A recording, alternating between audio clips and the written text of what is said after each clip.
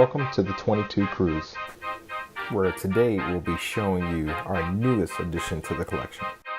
1995 Skyline GTR V-Spec.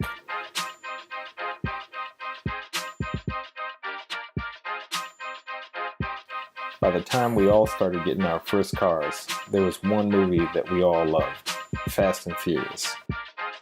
And to us, this car allows us to enshrine that part of our childhood. Now, before we talk about how great this car is, there are some things that you have to know about purchasing a vehicle that is 23 years old. First, it's a used car, which means someone else got rid of it. So maybe they didn't like something about it. And usually buying a used car, you don't find out what that is until something's going horribly wrong.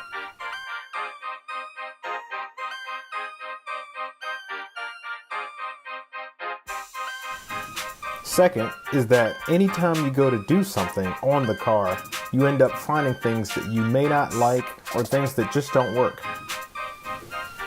You'll notice that screws just pop off or snap in half for being rusted through. Looks like our work is cut out for us here at the 22 Cruise.